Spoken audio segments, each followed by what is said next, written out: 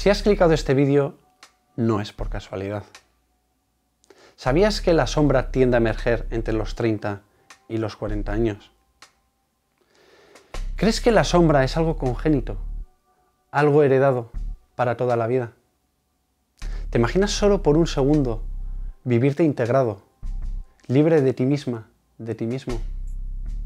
Pues bien, vamos a responder a las siguientes preguntas a lo largo del videoprograma, claro, si te atreves a verlo hasta el final. Y es que llega un momento en la vida de toda aquella persona que quiera vivirse plena y libre, en el que afrontar sus propios demonios sencillamente se convierte en algo inaplazable. O dicho de otra manera, el desierto del desamparo acaba por ser algo ineludible. Es nuestra responsabilidad asumir la vida tal como ésta se nos presenta, ser capaces de mirar a los ojos de la propia sombra sin desesperar. Este es el precio de la vida, que al final del círculo, del proceso, acabaremos por llamar nuestra mayor oportunidad, nuestro mayor regalo, nuestro mayor tesoro.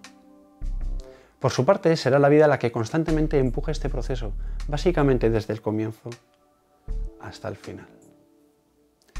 Con la sombra se inicia, pues, tal como alega el escritor y psicólogo transpersonal Enrique Martínez Lozano, una apuesta en verdad con nosotros, con nosotras mismas, ya que en la mentira jamás podremos descansar, ya que ésta pertenece al mundo de las máscaras, de la inautenticidad. En el videoprograma de hoy vamos a abordar las siguientes cuestiones. ¿Qué es la sombra? Caracterología e idiosincrasia de la misma. ¿Cómo se originó? ¿Cómo identificarla para atajarla de raíz? Hablaremos del famoso fenómeno de proyección, que llevamos haciendo básicamente toda nuestra vida y ni siquiera hemos sido conscientes de ello. Hablaremos de cómo identificar nuestra sombra, de cómo trabajarla y de beneficios de hacerlo. También hablaremos de aspectos que, aunque socialmente están muy aplaudidos, están estrechamente relacionados y vinculados con la sombra, como por ejemplo el perfeccionismo o el narcisismo. Por mi parte es importante remarcar que este es un primer capítulo dentro de una serie global que voy a hacer hablando acerca de la sombra. Si bien este primer capítulo tiene un carácter de índole más teórica o conceptual, la próxima semana publicaré un videoprograma con 14 ejercicios prácticos, integrativos y experienciales que se complementan entre sí. Es por ello que estos dos vídeos son sumamente importantes y te recomiendo ver ambos. Este vídeo es para ti si estás comprometida con tu sanación interior, con tu bienestar. Este vídeo es para ti si estás en proceso de integrar tus máscaras, tu personaje y tu sombra. Este vídeo es para ti si de alguna manera intuyes que hay elementos, obstáculos en tu actitud existencial que te permiten estar bien y que poco o nada tiene que ver con el mundo exterior. Este vídeo es para ti si intuyes que la plenitud no es un objeto que alcanzas, algo que se logra, sino el resultante de ir soltando lastre y de ir vaciándose a una misma. Y finalmente, sin lugar a dudas, este vídeo es para ti, querido espectador, espectadora, si eres una persona suficientemente valiente, lo cual no lo dudo. No me gustaría cerrar esta breve introducción sin mencionar las dos obras magnas en las que me he apoyado para la composición de este videoprograma. Por un lado tenemos Nuestra cara oculta, del psicólogo y escritor transpersonal ya mencionado, Enrique Martínez Lozano, al cual admiro muchísimo y tuve la suerte de conocer recientemente en un taller precisamente acerca de la sombra, donde se nos recomendó dicho libro. Pues bien, aunque realizase 7 videoprogramas hablando acerca de la sombra, ninguno de estos capítulos haría suficiente justicia a semejante y tan profundo libro. Os lo recomiendo de verdad. La segunda obra en la que me he apoyado, sobre todo, es la traca final de La sabiduría recobrada, de la filósofa Mónica Caballé. Si queréis que desde L'Urchimeleta hagamos un vídeo hablando de grandes filósofas y pensadoras como por ejemplo Mónica Caballé, Hipatia de Alejandría, Simone Weil, Judith Butler, entre otras muchas, hacedmelo saber abajo en el cajón de comentarios, ya que desde L'Urchimeleta consideramos de suma importancia dar voz y promulgar semejantes filósofas y pensadoras.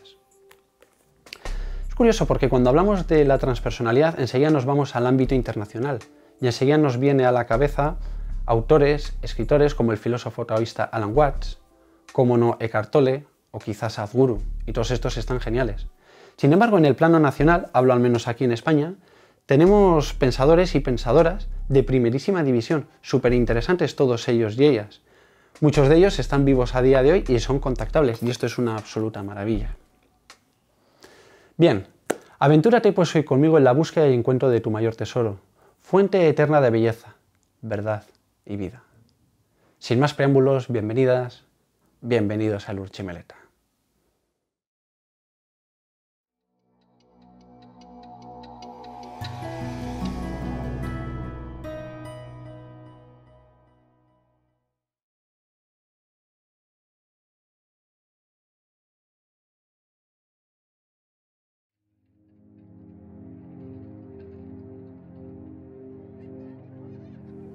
Inauguramos el videoprograma conceptualizando la sombra.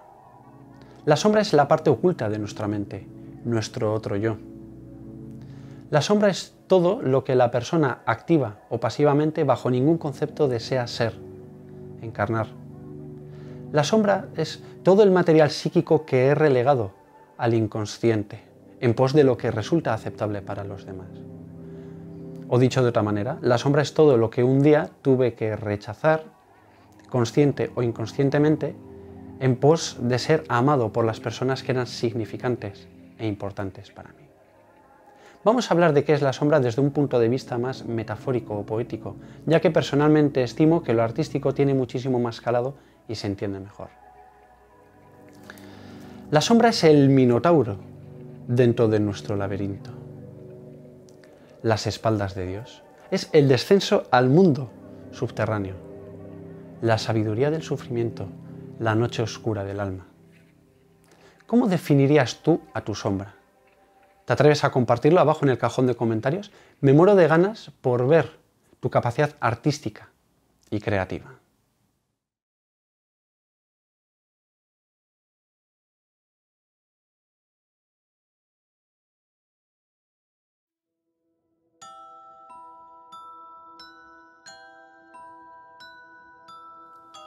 La creación de la sombra es un factor inevitable y universal en la construcción del yo social, ya que indefectiblemente nos veremos obligados a relegar aspectos nuestros al inconsciente.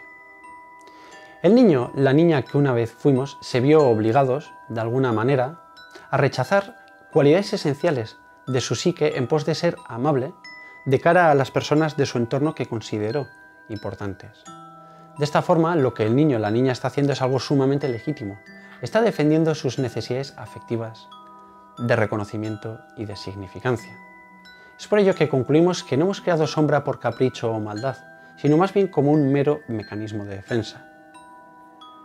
Evidentemente, entender la sombra como un mero mecanismo de defensa nos hace interiormente libres. Por su parte, emociones como por ejemplo la vergüenza, la ira, el miedo, el odio, las culpas, los sentimientos de inferioridad, la soberbia, la arrogancia, no son más que subproductos inevitables del yo social. ¿Cómo gestiona el niño, la niña que una vez fuimos, dichas emociones?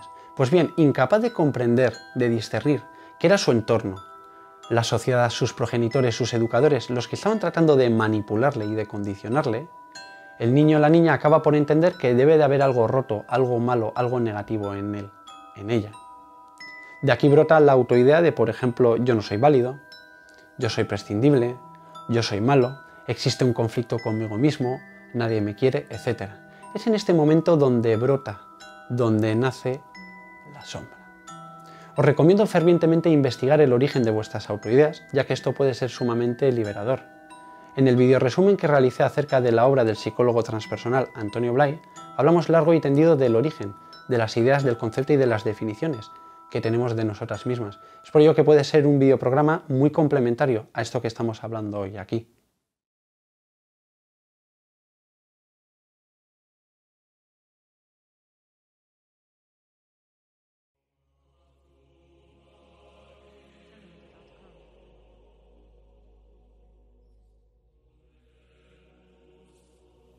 Hablemos de las principales características de la sombra.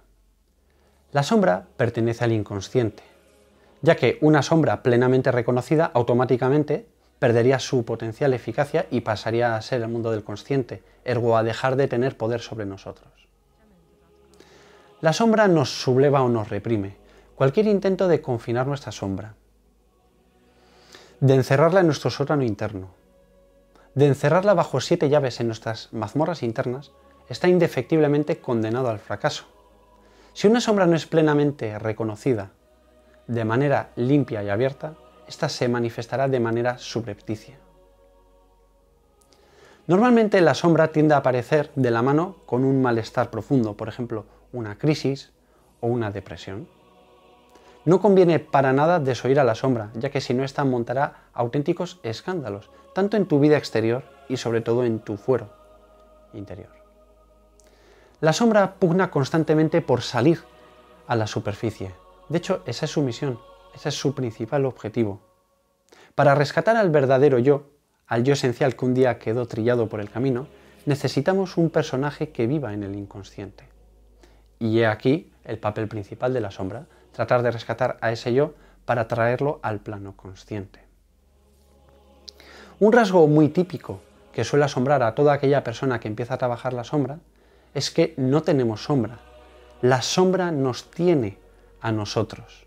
O mejor dicho, no eres más que un mero títere de tu propia sombra. La sombra funciona tal que así. Uno no tiene sombra, uno se encuentra con un camino trazado por la sombra y recorre dicho camino de significados silbando sin ni siquiera ser consciente de que está bajo el influjo de la sombra. Otra característica de la sombra es que detrás de la misma se esconde un niño, una niña ultrajada, vejada, humillada, abandonada, que se siente poco significante, poco reconocible, poco amada. En definitiva, detrás de la sombra hay muchísimo dolor, tanto dolor como el que estoy sintiendo yo a estas alturas del vídeo y ver que todavía no te has suscrito y que no le has dado like a este vídeo. Compártelo, ya que las personas de tu entorno también tienen el mismo derecho a sanarse. Una de las principales características de la sombra es que ésta se manifiesta en pequeños yoes, el yo arrogante, el yo soberbio, el yo miedoso. Detrás de estos pequeños yoes escondemos muchísima rigidez y fanatismo promovido precisamente por nuestras propias creencias. Como veremos en el videoprograma de la próxima semana, es de vital importancia dialogar con estos pequeños yoes para integrarlos, evidentemente siempre desde el afecto. Otra característica de la sombra es que ésta está configurada por todos aquellos aspectos que de ninguna manera deseo encarnar y por otro lado por todos aquellos aspectos que considero aceptables y que muestro en pos de ser amable. O dicho de otra manera, cuanto más brilla una máscara, más oscura tiende a ser su sombra. En definitiva, todo se resume a un niño, a una niña que se siente no amable, a un yo no reconocido. Es por ello que todo objeto, toda meta de la sombra está siempre enfocada al rescate de un yo esencial que una vez perdimos por el camino, siendo el denominador común, el factor principal de esta madurez, el sufrimiento. Y es que sin el sufrimiento psicológico correríamos el riesgo de quedar de alguna manera interiormente subdesarrollados. Sé que actualmente existe una corriente New Age, vamos a decir una corriente Zen, en el que nos disfrazamos de que yo no sufro y tengo que ser elevado. Bien, esto es algo sumamente absurdo, ya que el sufrimiento es un factor indispensable en el crecimiento humano. Recientemente me comentaba mi psicólogo que existía una persona que no sentía sufrimiento o dolencias físicas. Si bien esto puede parecer una panacea, para la persona no lo fue un auténtico calvario, porque empezó a tener problemas en las articulaciones, ya que su cuerpo no le avisaba de cuándo cambiar de posición. También tenía piel necrosada y murió joven. Vemos aquí la importancia de las dolencias físicas. ¿Por qué la dolencia psicológica iba a ser menos importante? Bien, en tu caso particular, ¿cómo se manifiesta tu sombra? ¿Hay alguna de estas características que haya dado en el clavo con tu psique? ¿Te ha resonado alguna en especial? ¿Hay alguna característica que quisieras compartir abajo en el cajón de comentarios que yo no haya mencionado?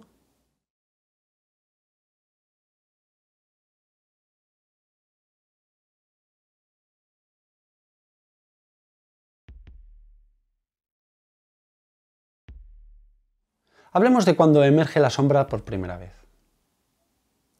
La sombra acaba por hacer acto de presencia. Se apoyará básicamente en cualquier pretexto o excusa. Brotará en forma de susto inicial, haciendo completamente trizas la imagen cristalizada e idealizada que tenemos de nosotros, de nosotras mismas.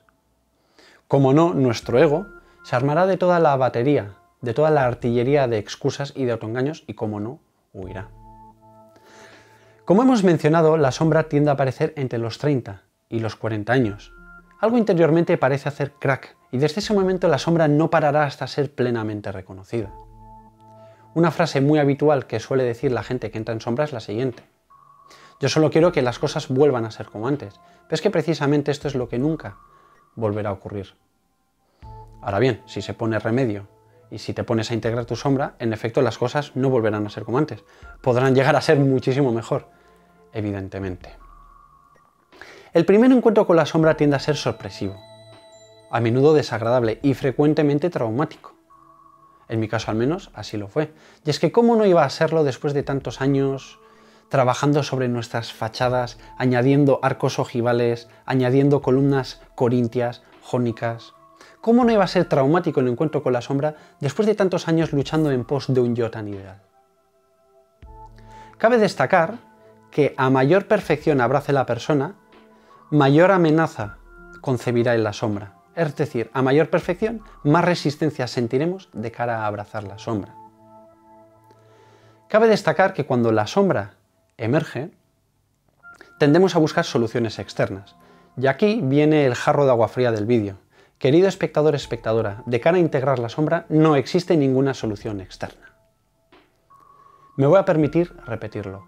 Nada del mundo exterior colmará tu sombra. Vamos a verlo en dos ejemplos. ¿Tienes trauma? ¿Tienes sombra en relación al abandono? Pues bien, aunque encadenes 77 parejas una detrás de otra, seguirás teniendo trauma y sombra de abandono. Únicamente que esta estará no latente, el letargo. Ahora bien, en los momentos de ruptura entre pareja y pareja, brotará esa sombra de abandono, que no te quepa en la menor duda. ¿Tienes sombra? ¿Tienes trauma en relación al abuso? Pues bien, por muy vigoréxica que te pongas, en el momento que por la calle alguien con una realidad psicológica más dominante que la tuya te grite y te apabulle o te alce la voz, volverá a emerger la sombra y el trauma del abusado. Es así. Esto nos lleva a la siguiente pregunta, entonces, ¿cómo integramos nuestra sombra? Bien, de esto hablaremos más adelante y más especialmente en el próximo videoprograma. De momento daré un pequeño adelanto.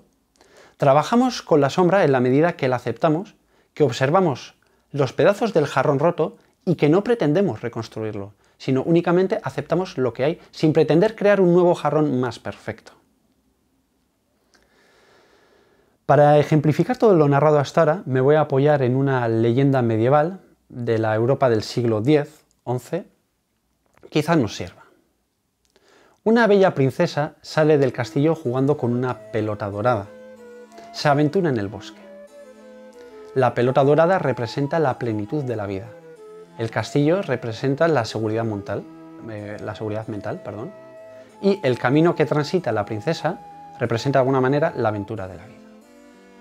Pues bien, la princesa llega a orillas de un profundo lago, con tan mala suerte que se le cae la pelota dorada a lo más profundo de dicho lago. Evidentemente, la princesa rompe en llanto. El lago representa nuestro inconsciente y la pelota que se cae en el inconsciente representa nuestra realidad perdida. ¿Nunca te has percatado que de pequeño o de pequeña vivías una realidad más plena? Esa es la realidad que ha perdido la princesa. Cabe destacar que cuando irrumpe en llanto representa el apego que tenemos a la plenitud. Pues bien, del lago emerge un verrugoso y bastante desagradable sapo, que representa nuestra sombra, todos aquellos aspectos que no queremos de nuestras propias personas. Ahora bien, el sapo contiene la pelota y le hace prometer a la princesa que si le devuelve la pelota dorada, ésta le invitará a sus aposentos al sapo. Evidentemente, sin pensarlo dos veces, la princesa acepta. Ahora bien, luego no cumple su palabra y huye, vuelve al castillo. El sapo, traspiés tras traspiés, salto tras salto, tarda una eternidad en llegar al castillo. Pero claro que llega, ya lo creo. Esto viene a representar que la sombra nos va a dar caza en la medida que estemos huyendo de la misma. Es así. El sapo toca la puerta. La puerta del castillo es abierta por el padre de la princesa. El padre de las princesas en los cuentos de hadas tiende a representar nuestro lado maduro, nuestro lado adulto. Y es que, como no iba a ser nuestro lado adulto el que se atreva a abrir la puerta del castillo, la seguridad mental, precisamente a la rana, al sapo desagradable. Cuando la princesa observa que la rana está dentro del castillo, vuelve a romper al llanto. Esto viene a representar el camino de las pruebas dentro del viaje del héroe, heroína, esa huida, esa no aceptación de lo que hay. Finalmente, y tras mucho sufrimiento, la princesa invita a sus aposentos a la rana e incluso se atreve a dormir con ella. Aquí vemos un grado de aceptación respecto a la sombra. Al final del periplo de la princesa, esta le da un beso al sapo, y el sapo, ya sabemos todos el final, se convierte en un apuesto galán que representa la plenitud que en un primer momento había concebido la princesa, pero por 1000. Creo que esta bella analogía resume bien cómo es el proceso de la sombra. Si os gusta lo psicológico o lo filosófico desde un punto de vista más figurativo, representativo y artístico, os recomiendo el vídeo que realicé acerca del vídeo del camino del héroe, heroína de Joseph Campbell. Seguramente si estás viendo este vídeo estés en el camino de las pruebas, es por ello que dicho vídeo puede ayudarte muchísimo en tu integración interna. En definitiva, tal como alega el psicólogo transpersonal Enrique Martínez Lozano, quizá lo más deseable sería entrar en crisis cuanto antes, ya que si no corremos el riesgo de quedarnos en esa zona de confort psicológica, donde no tenemos la necesidad de una plenitud. Bien, en tu caso particular, ¿cuándo emergió la sombra por primera vez? ¿Cómo fue tu relación con la misma? ¿Te atreves a describir el sapo abajo en el cajón de comentarios?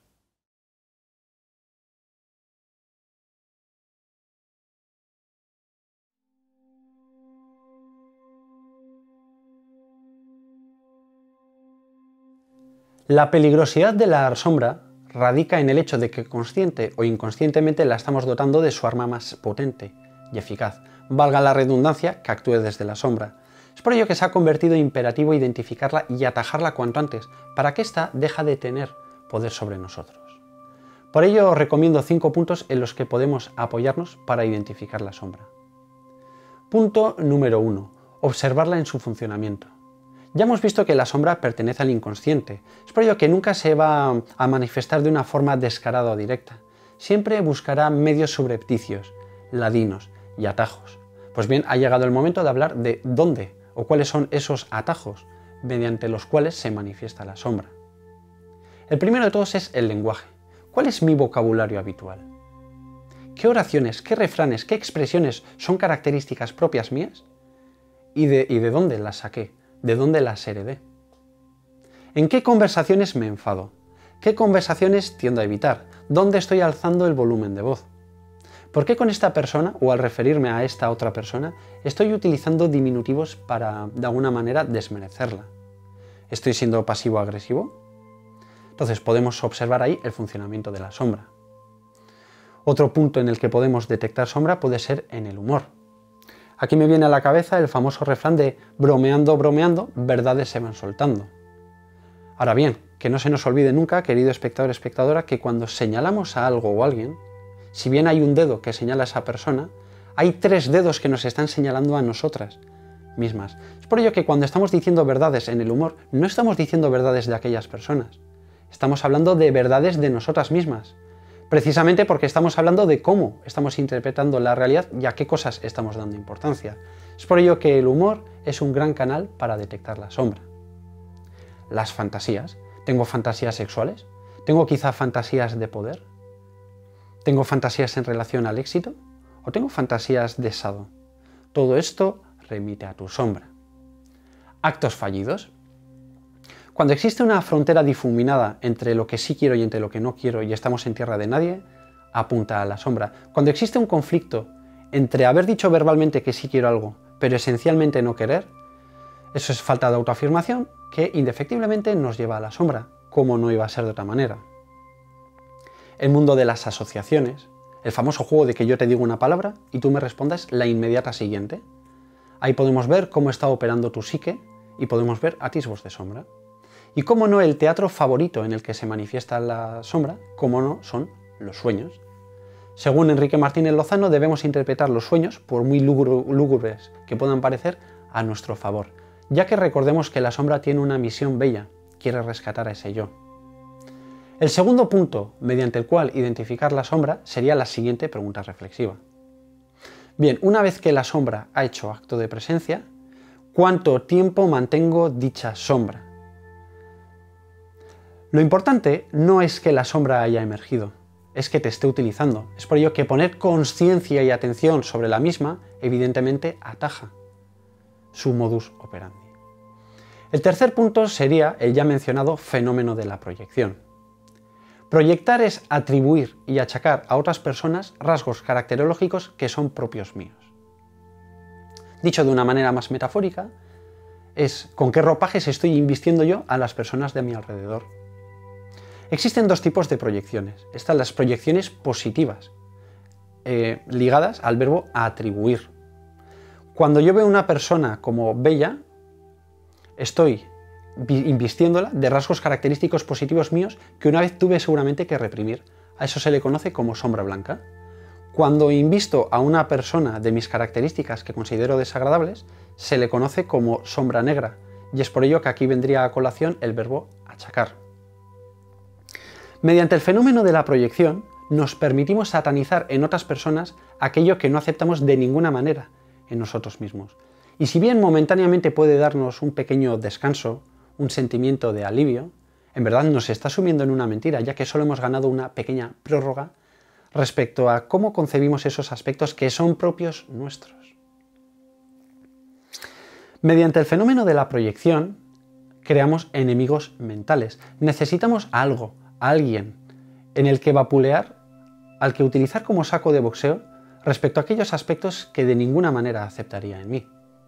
Es por ello que los enemigos mentales funcionan tanto a nivel individual, como por ejemplo el vecino que no soporto, y también ocurre en el fenómeno colectivo, y es que cada colectivo tiene su correspondiente sombra. Las naciones tienen su sombra, el aulario tiene su sombra, las religiones tienen su sombra, la comunidad de vecinos también tiene su sombra. Es en este momento donde ocurre el fenómeno del chivo expiatorio. Todo colectivo que tiene una sombra se ve en la necesidad de crear otro colectivo en el que vapulear y, de alguna manera, utilizar como saco de boxeo su sombra.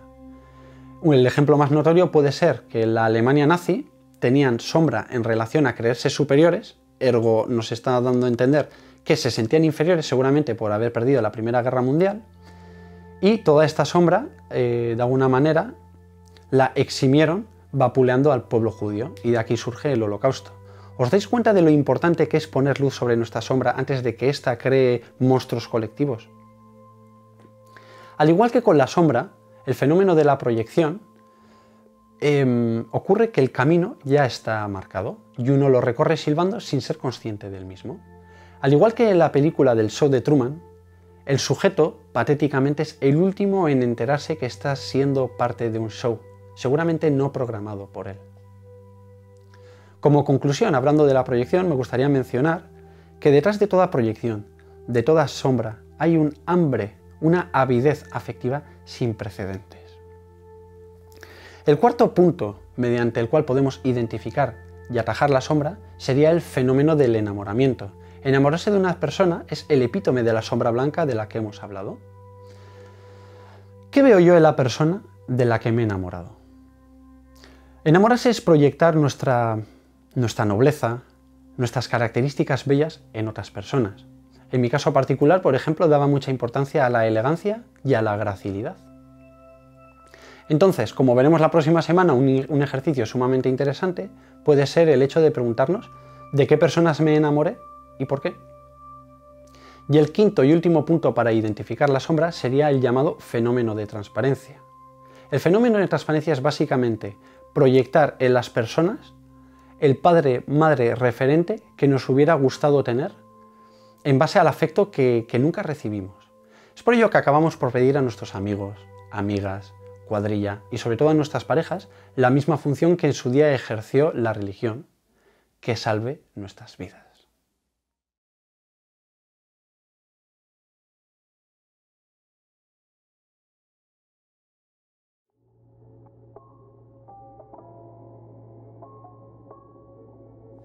Cualquier persona que se aventure en el viaje de la sombra no tardará demasiado tiempo en descubrir que en última instancia todo gira. Todo orbita en torno a un yo y a sus intereses.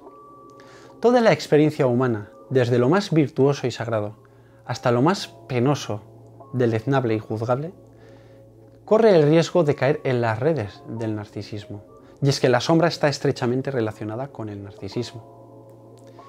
El psicoanálisis ha demostrado hartamente que la aspiración última del ser humano es la de ser Dios, precisamente como sentimiento infantil de omnipotencia frustrada.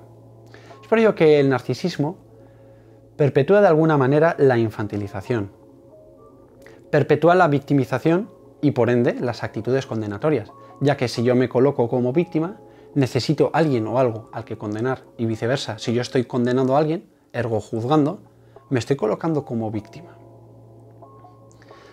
En el narcisismo existe una seguridad afectiva sin precedentes. Es por ello que todo acaba por traducirse en un yo desmedido. Mediante el narcisismo pretendemos que el mundo exterior ejerza la función de madre nutricia y omnipotente que nos dé todo lo que queramos, hecha a nuestra medida, y sin que yo tenga que estar ahí en función de nada, sin que a mí se me exija ningún tipo de responsabilidad. En definitiva, sin una buena autoestima, el sujeto no podrá salir de sí mismo, de su narcisismo, ergo de su sombra. Podríamos hablar largo y tendido de lo que es una buena autoestima. En el vídeo que realicé acerca de qué es yo, luces y sombra, dimos unas breves pinceladas acerca de la misma. Solo una persona que esté a gusto en su propia piel podrá salir gozosa al encuentro con la vida, al encuentro con los demás y sobre todo al encuentro consigo misma.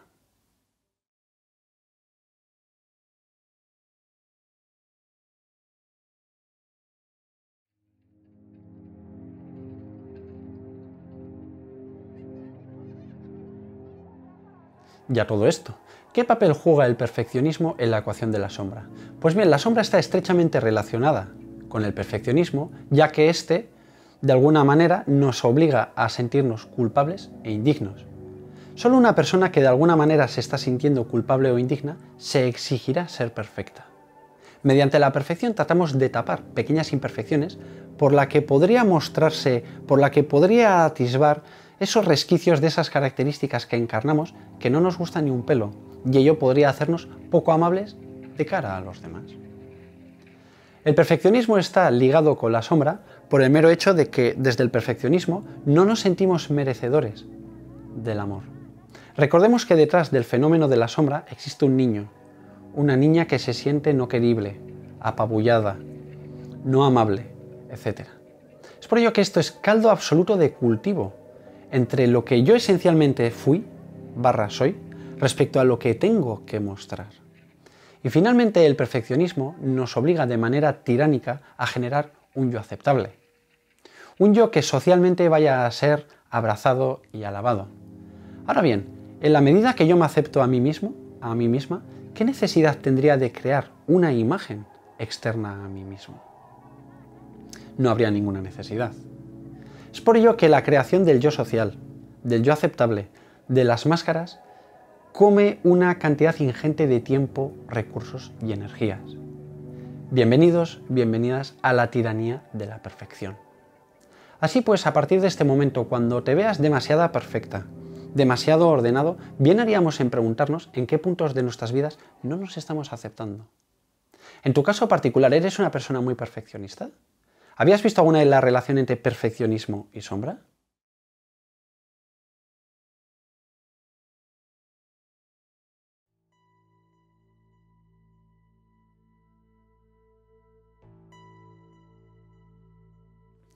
Acerca de cómo trabajar la sombra, hablaré largo y tendido en el videoprograma de la próxima semana. Si ya ha pasado dicha semana, aquí os dejo el enlace de dicho vídeo, ya que puede ser sumamente interesante que lo enlaces con este. Si bien en el vídeo de la próxima semana vamos a entrar en profundidad mediante una serie de ejercicios, fruto de los cuales tendremos una radiografía fidedigna de nuestra sombra, hoy me limitaré únicamente a hablar de 4 pinceladas básicas, sobre todo actitudinales, de cómo trabajar la sombra. Tal como indica el psicólogo transpersonal Enrique Martínez Lozano, para trabajar la sombra necesitamos humildad y compromiso con la verdad. A este respecto me llama la atención que Antonio Blay, gran psicólogo transpersonal, se refería a lo mismo como honestidad. Y es que si no somos honestos con nosotros mismos, ¿qué sentido podría llegar a tener la sombra? Trabajamos la sombra por el gusto de ser uno mismo, una misma, reconciliada y unificada con su psique. Cabe destacar que una actitud sumamente importante es la de soltar nuestras perfecciones, nuestros idealismos, en aras de aceptar nuestras imperfecciones y nuestros patetismos, entre comillas. Y es que, tal como decía Carl Gustav Jung, no debemos buscar ser perfectos, sino ser completos.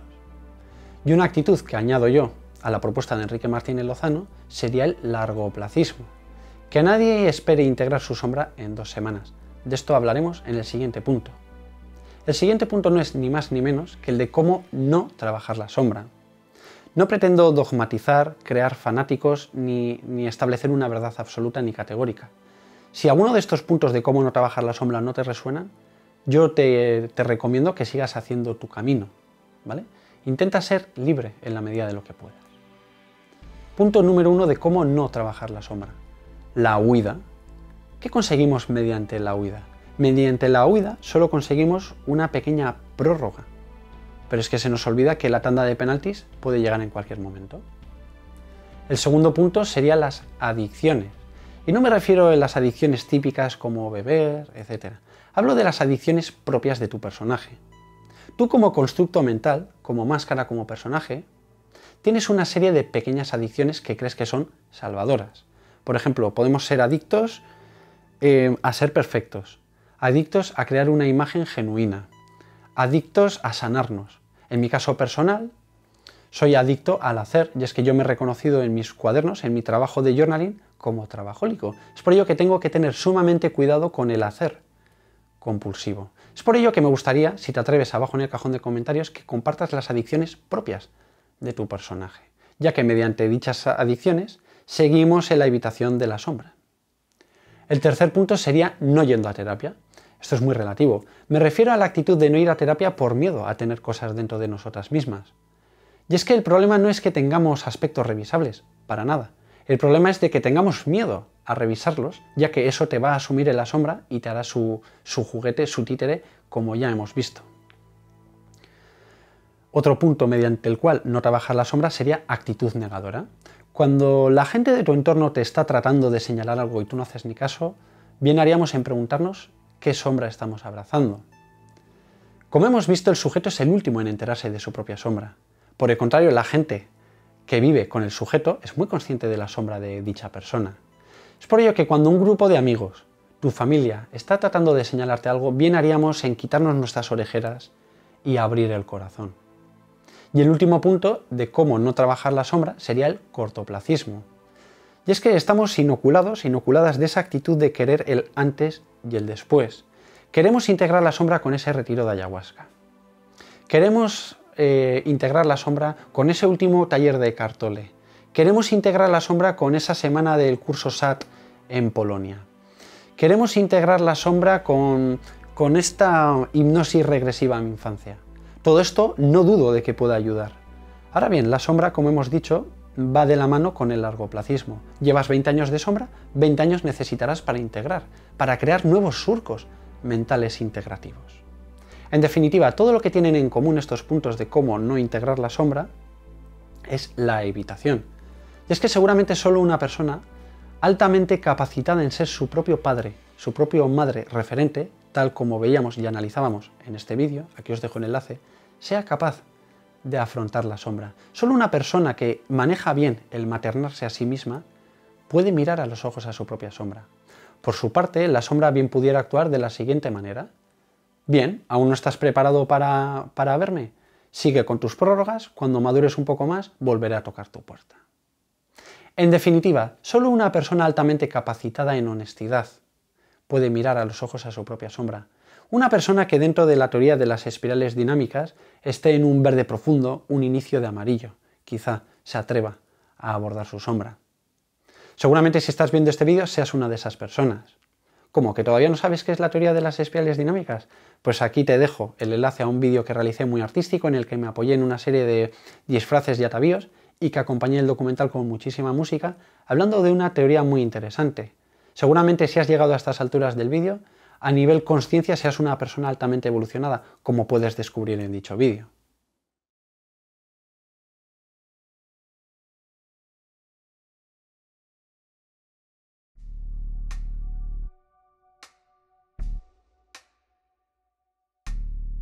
Sé de sobra que este videoprograma ha podido llegar a ser duro, amargo o incluso desagradable para muchas personas, incluido para mí mismo.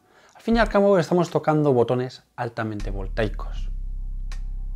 No obstante, este es el precio de la vida, tal como señalamos en la introducción del videoprograma. Me gustaría cerrar este capítulo precisamente en lo más luminoso del trabajo con la sombra. Hablamos ni más ni menos que de los beneficios. Ahora bien, me gustaría avisar a todo espectador o espectadora que nadie espere sentir estas bellas cosas, estos bellos aspectos, con únicamente 2 semanas de trabajo con la sombra, sino que esto más bien funciona a largo plazo. Por ejemplo, en mi caso personal, después de 2 años en sombra, es cuando empiezo a ver atisbos de estos aspectos que voy a mencionar. Bien, comenzamos con los beneficios más evidentes de trabajar la sombra. La sombra nos humaniza. Somos capaces de ver a los demás de tú a tú, ya que en el momento que hemos soltado la tiranía de la perfección, no hay ninguna máscara a la que servir. Es por ello que dejamos de ver a los demás en función de sus máscaras y nos coloca en el mismo estadio, dentro de un podio general, el de la vida. Es por ello que mediante la sombra crecemos en humildad y compasión. ¿Cómo vamos a ser humildes y compasivos desde nuestras máscaras? Si precisamente las máscaras es un mecanismo mediante el cual estamos compitiendo.